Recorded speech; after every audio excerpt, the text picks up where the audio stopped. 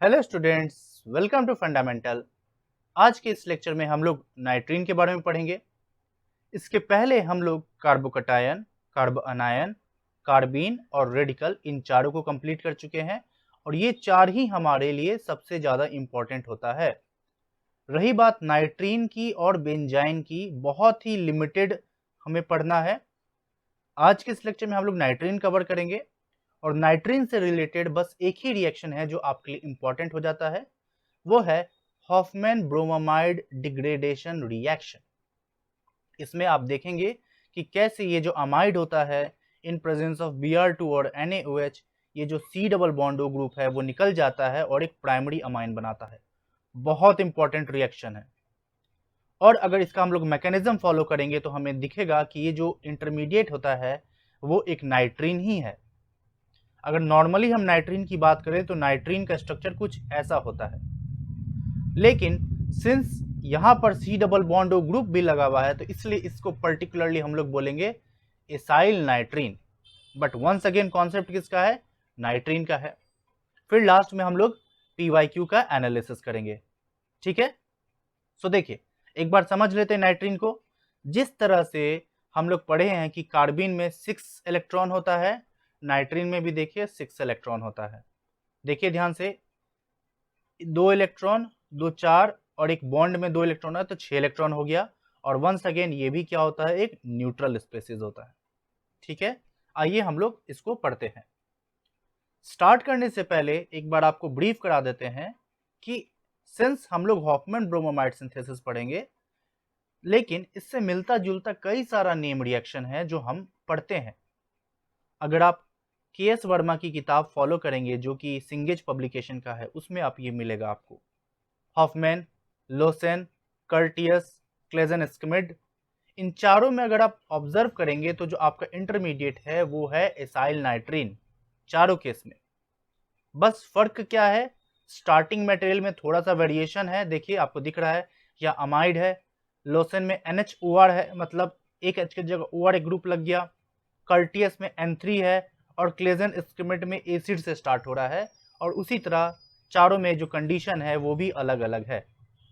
But mechanism की बात करें तो सारा जो केस में होगा इंटरमीडिएट नाइट्रीन बनता है और ये नाइट्रीन रीअरेंज होके आइसोसायनेट बनाता है, जिसमें अगर आप एक न्यूक्लियोफाइल H2 को अटैक कराएंगे तो प्राइमरी अमीन बनेगा। उसी तरह उल्फ रीअरेंजमेंट की अगर हम बात करें तो इसमें एसिड क्लोराइड से स्टार्ट करते हैं और आपका डाइएजोमीथेन होता है, जिसके कारण एक एसाइल कार्बीन बनता है। हम लोग कार्बीन पढ़ चुके हैं। यहाँ पर सिमिलरली अगर C डबल बॉन्ड O बीच में आ गया तो इसको बोलेंगे एसाइल कार्बीन। सिमिलर मैकेनिज्म है, सेम टाइप ऑफ रीअरेंजमेंट है। बस फर्क क्या है? नाइट्रीन में N था तो इसलिए यहाँ पर नाइट्रोजन आपको दिख रहा है, कार्बीन में C है तो इसलिए यहाँ पे कार्बन दिख रहा है, इसलिए इस इंटरमीडिएट को हम लोग बोलते हैं कीटीन। वंस अगेन अगर वाटर न्यूक्लियोफाइल यूज करेंगे तो यहाँ एसिड बनता है। तो यही सारे कुछ रिएक्शंस है जो हम लोग एक एक करके देख लेते हैं और लास्ट में PYQ का एनालिसिस करेंगे। देखिए सबसे पहले बात कर लेते हैं हॉफमैन ब्रोमामाइड सिंथेसिस को।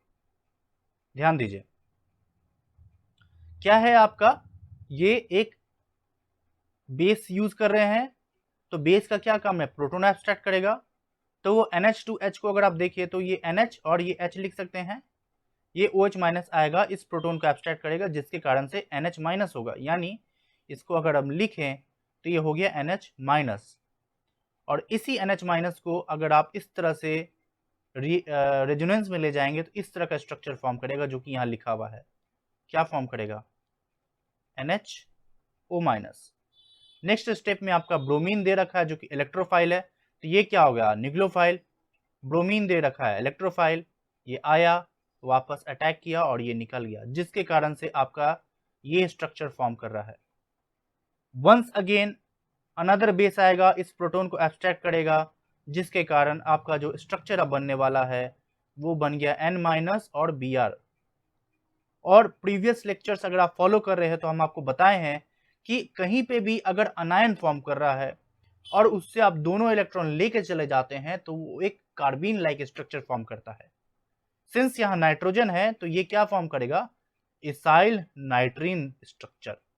ये हो गया हमारा नाइट्रीन।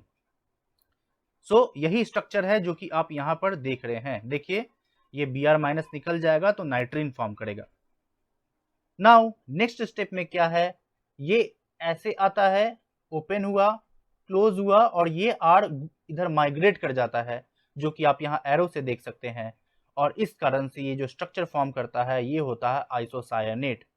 अगर हम आपको ड्रॉ करके दिखाएं तो देखिए क्या हुआ, R C double bond O N minus sorry N, ये ऐसे आया, ओपन क्लोज R अटैक कर दिया, यानी carbon double bond O double bond N बन रहा है और ये R अटैक करा माइनस फॉर्म में तो R बन गया। यही स्ट्रक्चर यहाँ लिखा हुआ है, बस कुछ नहीं। नेक्स्ट स्टेप में न्यूक्लियोफाइल H2O है, ये आएगा इस कार्बन पे अटैक करेगा, ओपन हुआ, क्लोज हुआ और N पे माइनस आ जाएगा, जिससे कि आप Rn minus C double bond O OH2 positive. Next step में यहाँ से H प्लस निकलेगा और इधर आ जाएगा, जिससे कि आपका ये स्ट्रक्चर फॉर्म करेगा। और लास्ट में CO2 निकल जाएगा तो जिससे कि NH2 बन जाएगा। और हम लोग जानते हैं किसी भी सिस्टम में अगर गैस प्रोड्यूस हो रहा है तो वो सिस्टम का एंट्रोपी बढ़ा देता है, इसलिए यहाँ से माइनस ऑफ CO2 हो जाएगा। बिकॉज आपका अगर देखिए कंडीशन क्या है, एक बेसिक कंडीशन है, तो बेसिक कंडीशन में अगर आप एसिड लेके रखे हुए हैं, जैसे अगर हम बात करें RNH C double bond O और H, बेस इस प्रोटॉन को ले लेगा तो O माइनस हो गया और ये इस तरह से आएगा, ओपन क्लोज, और ये RNH माइनस यानी RNH माइनस प्लस CO2 ये निकल जाएगा और ये बाद में H प्लस ले लेगा, जिसके कारण से RNH2 बना दिया। यही है हॉफमैन ब्रोमामाइड सिंथेसिस। यहाँ डिटेल में आपको हम बता दिए, सिमिलर हम लोग मैकेनिज्म सारे केस में फॉलो करेंगे। आई होप आप ये चीज समझ गए होंगे। ये हमारा हॉफमैन ब्रोमामाइड सिंथेसिस रिएक्शन है।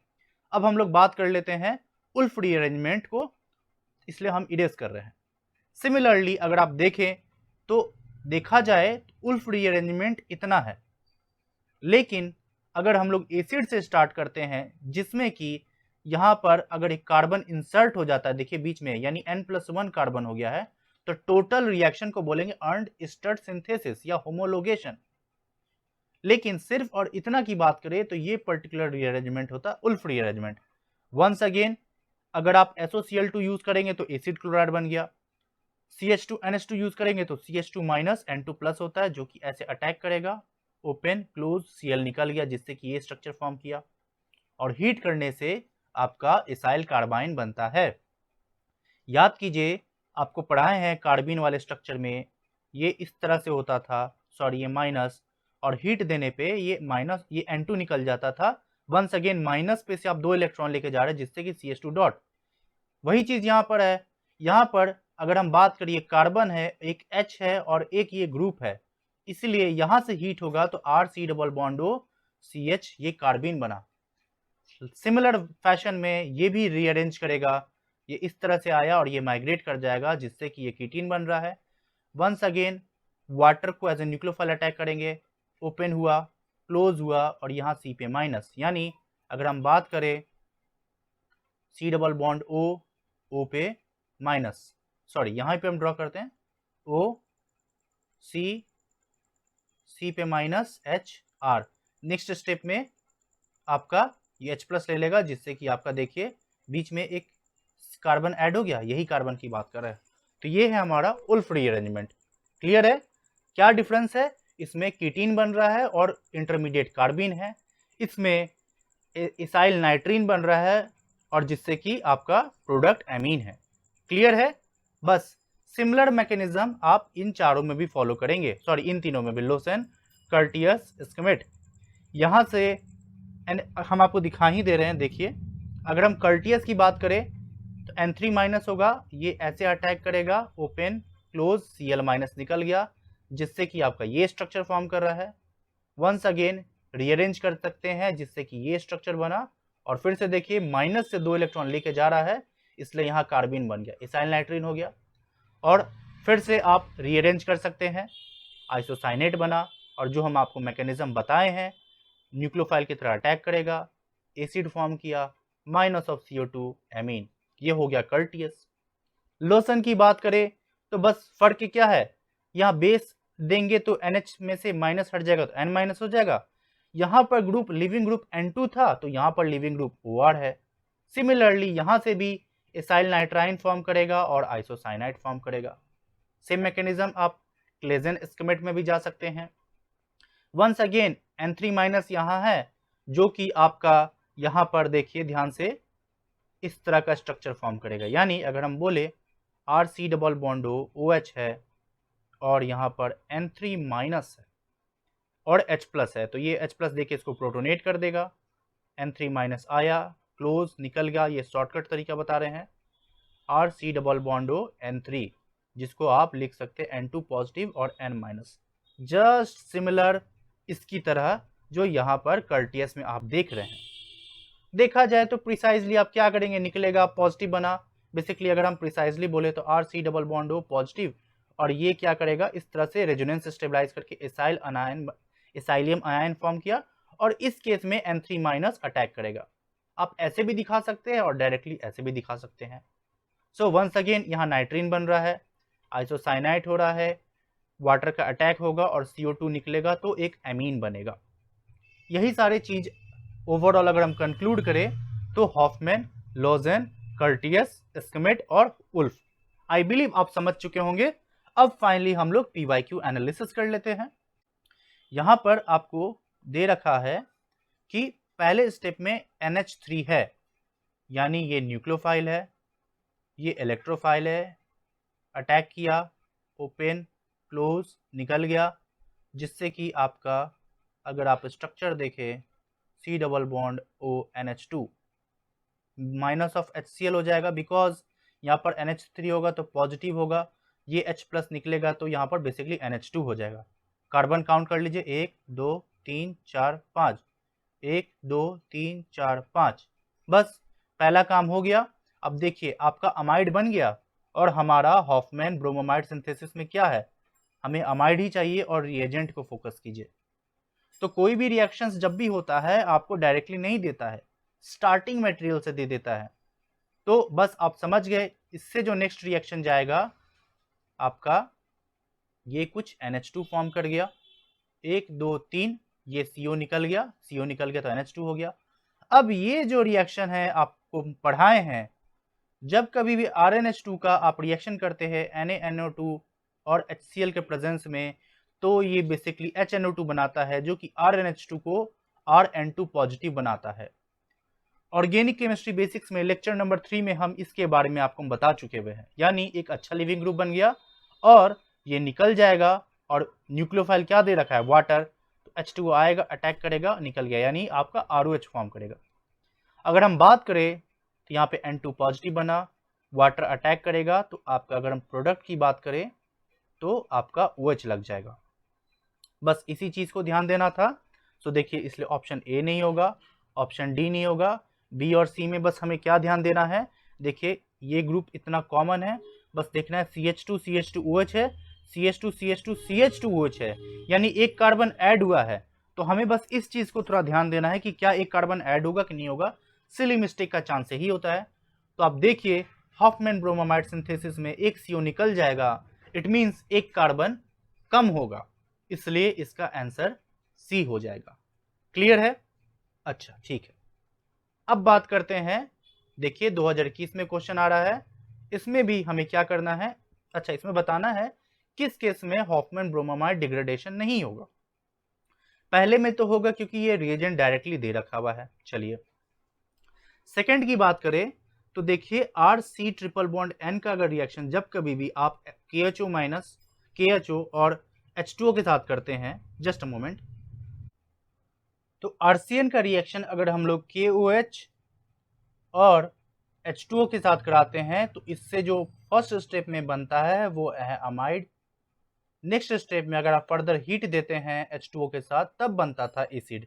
इसलिए इस चीज को ध्यान दीजिएगा। एक बार आपको दिखा दे रहे कैसे बनेगा, OH- आया, अटैक किया, जिसके कारण से ये ऐसे ओपन हुआ, तो आप क्या बना है ROH और C डबल बॉन्ड N पे माइनस और ये H+ ले लेगा H2O से, तो ये हो गया NH। नेक्स्ट स्टेप में ये इस तरह से आया और ये वापस से आपका जो बना रहा है स्ट्रक्चर देखिए ध्यान से, OH पॉजिटिव और NH-, ये H+ निकला, ये H ले लिया, जिससे कि आपका अमाइड फॉर्म किया। वंस अगेन हमारा अमाइड है और नेक्स्ट रिएजेंट हमारा हॉफमैन ब्रोमोमाइड है तो इसमें भी होगा। इसकी बात करें सी में देखिए तो हमें साफ साफ दिख रहा है ये जो रिएजेंट है और ये कीटोन है ये हेलोफॉर्म रिएक्शन करता है। यानी कि अगर हम बात करें पीएच CH2 और C double bond O OH हो जाएगा। NH3 दे रखा हुआ है तो यहां से क्या बनाएगा pH CH2 C double bond O amide अभी भी बनाएगा। लेकिन जो रिएजेंट दे रखा है LAH ये रिएजेंट से हॉफमैन ब्रोमोमाइड सिंथेसिस नहीं होगा, रेदर ये इसको रिड्यूस करके CH2NH2 बना देता है। कैसे एक बार देख लीजिए मैकेनिज्म। नॉर्मली अगर अमाइड की बात करें NH2 तो LAH में से H- आएगा तो H- यहां अटैक करेगा जिससे कि आपका RO- फॉर्म किया। और सिंस अगर LAH का स्ट्रक्चर देखेंगे तो बेसिकली AlH H H और H यानी बेसिकली ये बॉन्ड अटैक करता है। एक H निकल गया तो AlH3 बचा जो कि इसके साथ कंबाइन कर जाता है बिकॉज एक लुईस एसिड है। तो नेक्स्ट स्टेप में क्या होता है ये NH2 ऐसे आया और इसको निकाल दिया जिससे कि आपका RC double bond NH2 positive form किया। अगेन LH देंगे जो कि इसको रिड्यूस करेगा, H- आया अटैक किया ओपन कर दिया जिससे कि RCH2NH2 फॉर्म कर जाता है। तो खैर ये तो मैकेनिज्म की बात रह गई, बट अगेन की पॉइंट क्या है कि आपको यहां पर नहीं फॉर्म करेगा जो कि हमें यही बताना था किस केस में नहीं बनेगा, इसलिए इसका आंसर सी हो जाएगा। बी नहीं होगा, ए नहीं होगा और डी में फिर से हॉफमैन ब्रोमोमाइड होगा, NH2 आ जाएगा यहां पर और रिएजेंट दे रखा हुआ है। क्लियर है। अब दो क्वेश्चन और बात करते हैं। देखिए 19 में आया, ये भी 19 में आया है। यहां पर देखिए एक कंपाउंड X है जिसको Br2NaOH के साथ ट्रीट करते हैं तो ये बनाता है जो कि पॉजिटिव कार्बाइल अमाइन टेस्ट देता है। याद कीजिए जब भी NH2 का रिएक्शन अगर आप कार्बाइल अमाइन रिएक्शन क्या है KOH और CHCl3 के साथ करते हैं तभी जाकर ये R ट्रिपल बॉन्ड C बनाता था। यानी कि इसके पहले वो बेसिकली क्या रहा होगा इस रिएजेंट के अकॉर्डिंग वो एक अमाइड रहा होगा RC double bond O NH2 के साथ। तो इसमें देखिए NHCH3 तो ये नहीं होगा, यहाँ पर भी नहीं होगा, CONH2 बी में दे रखा हुआ है और डी में तो नहीं दे रखा हुआ है, इसलिए आंसर बी हो जाएगा। मिलता जुलता रिएक्शन ये चारों हम लोग डिस्कस कर लिए, बट मोस्ट इंपॉर्टेंटली आपका हॉफमैन ब्रोमोमाइड सिंथेसिस ही पढ़ना है। सो इतना ही रखते हैं। अगर आपको ये वीडियो पसंद आए तो लाइक शेयर सब्सक्राइब जरूर कीजिएगा। मिलते हैं अगले वीडियो में और उसमें हम लोग बेंजाइन की बात करेंगे। So thank you guys and मिलते हैं अगले वीडियो में। So good luck.